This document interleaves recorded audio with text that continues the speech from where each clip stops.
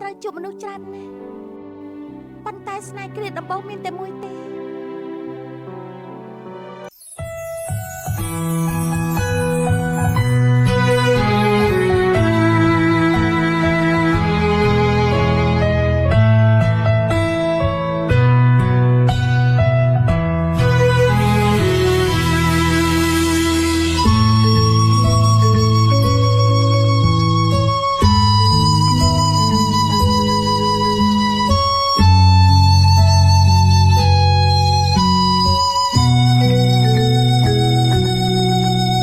អង្គុយរំលឹកគ្រាស្នេហាបងនឹងជីវ៉ាធ្លាប់តែនៅជិតគ្នាតែពេលបាត់បង់ពុំតើយើងអាចក្បែរគ្នាម្ដងទៀតបានទេបងនៅតែមិននៅបំភ្លេចរូបអូនតើរូបមានស្រួលអូននៅនឹងបងទេក៏ដឹងហើយពេលនេះរំសងមានមេអូនមានគេដើម្បីបំភ្លេចរូបបង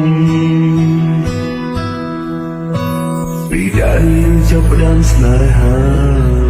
បងនឹងរៀមរាហាដូចមាននិស្ស័យតែពេលនោះចិត្តនេះពួកយើងនៅក្មេងខ្ចីចិត្តអើយចង់រៃប្រឡាញ់ស្នេហ៍យើងទាំងពីរដល់ពេលមួយពួកយើងជាមកលេបែមិនបាច់ប្រកែកព្រោះនេះជារឿងព្រំលីខិនពេលវេលាជានាងបងក៏បងខិនឲ្យយើងឃ្លៀតពីគ្នាអូដឹងហើយថារូបអូនមិនអាចត្រឡប់ក៏ព្រោះពេលនេះស្នេហ៍ជាដប់លើបាញ់ចប់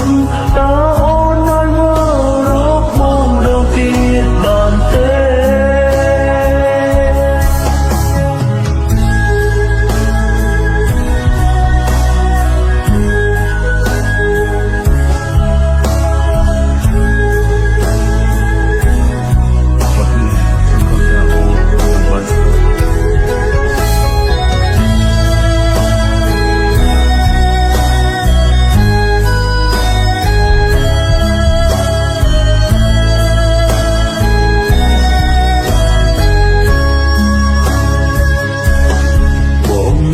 តែមិននៅបំភ្លេចរូបអូនតើរូបមានស្នូលនៅនឹងបងទេក៏ដឹងហើយពេលនេះរូបស្រងមានអូនមានគេដើម្បីបំភ្លេចរូបបងពេលដែលចាប់ផ្ដើមស្នេហាបងនឹងរៀមរាដូចមាននិស្ស័យតែពេលនោះចិត្តនេះពួកយើងនៅក្លេកខ្ចីចិត្តអើយចង់រៃប្រឡាញ់ស្នេហ៍យើងទាំងពីរដល់ពេលមួយពួកយើងជាnokលើបែកមិនបាញ់ប្រកែកព្រោះនេះជារឿងព្រំលីខិនពេលវេលាជានាងបងខំបងខិនឲ្យយើងឃ្លៀតពីគ្នាអូដឹងហើយថារូបអូនមិនអាចត្រឡប់ក៏ព្រោះពេលនេះស្នេហ៍ជាដប់លើបាញ់ចប់តើអូនអាចមករកបងដល់ទៀតបានទេបងនាងក្បត់អូនគឺជានាងស្មងបងខំអូនក៏ព្រោះតែអូនស្នេហ៍មកដល់ពេល